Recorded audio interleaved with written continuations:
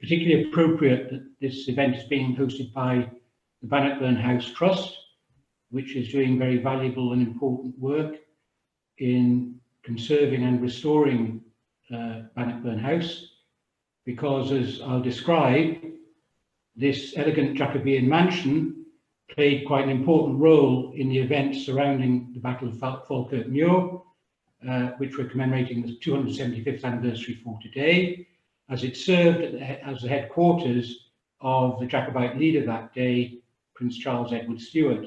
And he was woken up in the early hours of the morning of Friday, January 17th, 1746, in his bedroom at Bannockburn House with some alarming news. It was reported that drums had been heard beating in Falkirk some miles away, and it was feared that this marked a call to muster by the Hanoverian government forces to attack his Jacobite army, who were at that time in no position to defend themselves, as they were scattered in barns, in farms, bothies, anywhere indeed that they could find shelter on a bitterly cold winter's night. So while his army assembled, he called a council of war of the senior officers, and his senior commander, Lord George Murray, was in complete agreement with the prince that they could not simply sit passively and wait for their enemy to attack. They were too vulnerable. They had to take action and take the initiative. And so they decided to advance. So if I could get the first slide, Ross, we can start the presentation. Thanks very much. So this talk draws on the account of the battle that I published in the 10th chapter of Reminiscences of a Jacobite, and on my guide to the battle, The Last Jacobite Victory. In undertaking research on the battle, I drew extensively on eyewitness accounts of men who fought there and on-site visits to the battlefield, which remains much the same today as in 1746. And from these sources emerges a very clear and coherent picture of the events that occurred when, on a bleak midwinter's eve, in a terrible storm of rain, high wind and sleet, a brutal battle was fought between the Hanoverian government forces of General Henry Hawley and Bonnie Prince Charlie's Jacobites. So second slide. The Jacobites decided to advance in two divisions. Their commanders that day are shown in this idealized representation, the soldiers of fortune, which can be seen today in the Howgate Shopping Centre in Falkirk. It shows the Prince in the centre with Lord George Murray on his right and Lord John Drummond on his left. Lord George commanded the Highland Infantry, while Lord John commanded the cavalry and the Irish pickets. Next slide. The plan of advance is shown in this slide. Lord John's cavalry division marched directly towards Falkirk through the Torwood, where it was clearly visible to the Hanoverians, while Lord George's Highland Infantry followed a route along lower ground where their advance was hidden from enemy scouts. The Jacobites hoped that the Hanoverians would mistake Lord John Drummond's column for the main corps of the Jacobite army, so that when the larger Highland division under Lord George advanced, it could outflank them unobserved. Next slide.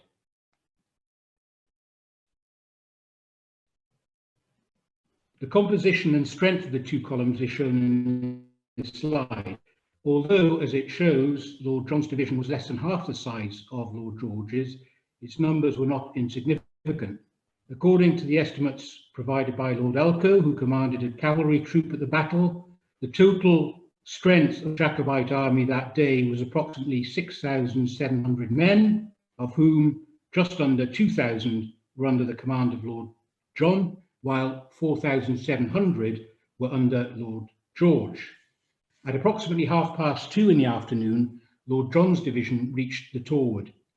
There it halted, lit fires, flew the banner of the Royal Stuart, beat the drums, played the pipes, and generally made so much commotion that someone watching the proceedings from Falkirk could have been forgiven for thinking that the entire Jacobite army was encamped there, which was, of course, precisely the point. So, next slide, please, Ross.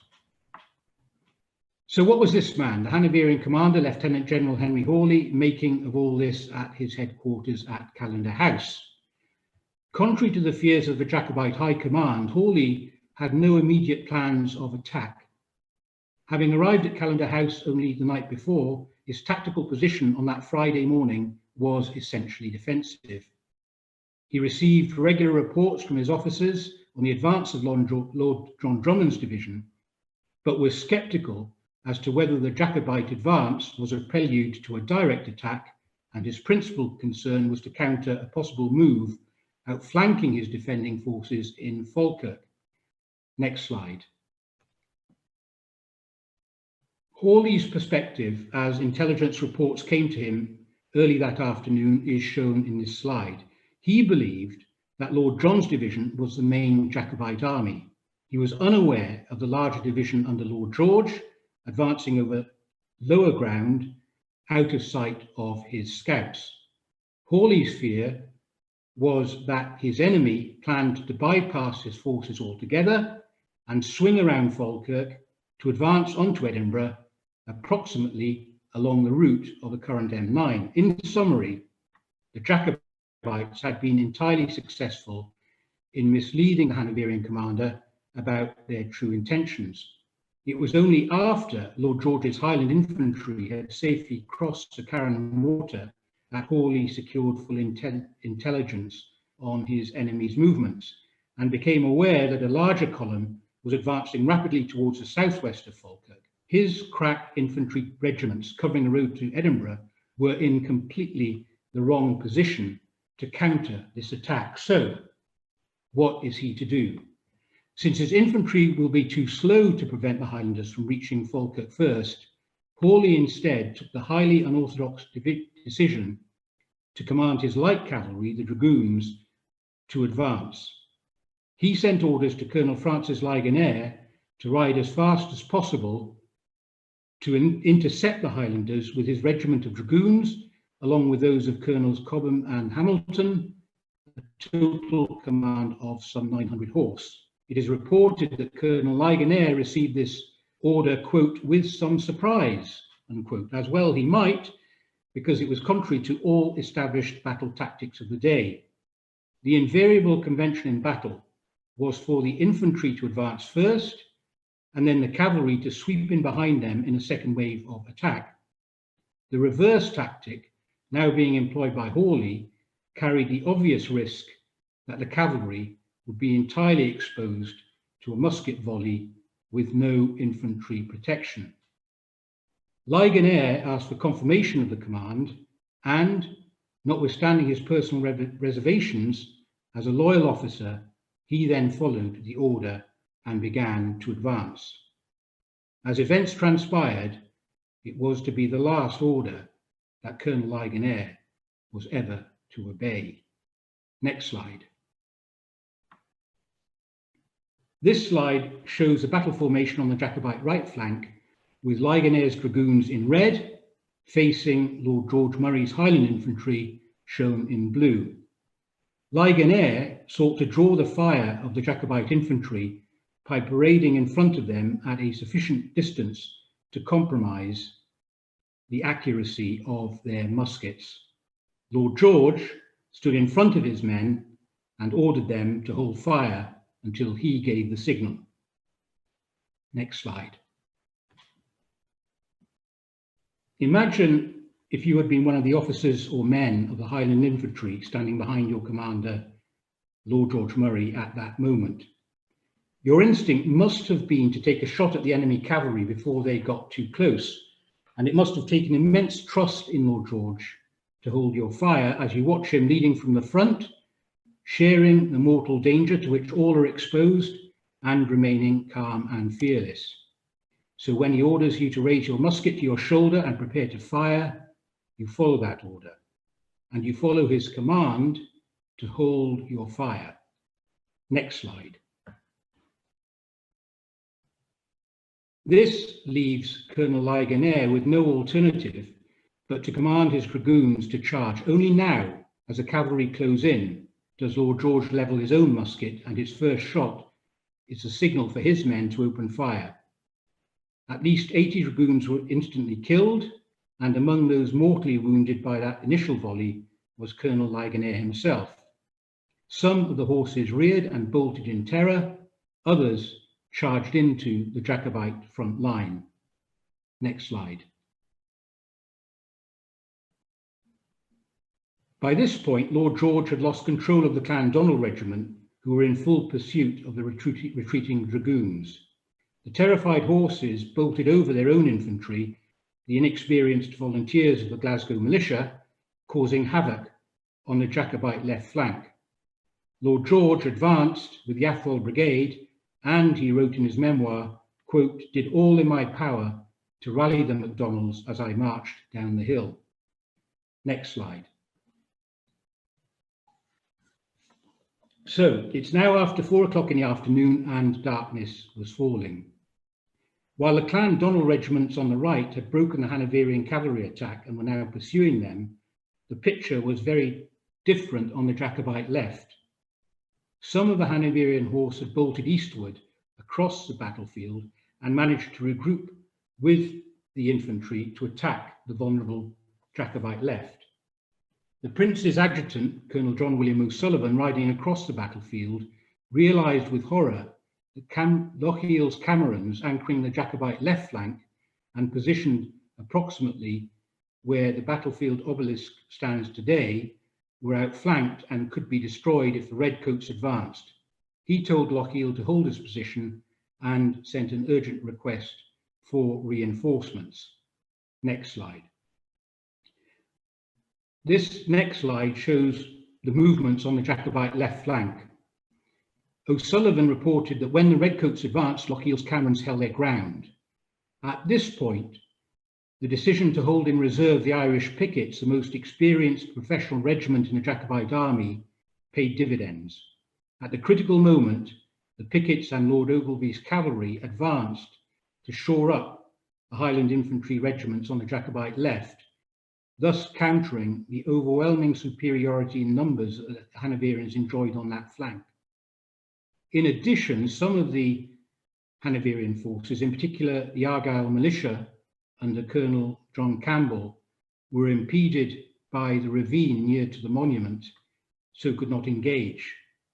So the Hanoverian regiments were forced to retreat, leaving the Jacobites in full control of the battlefield.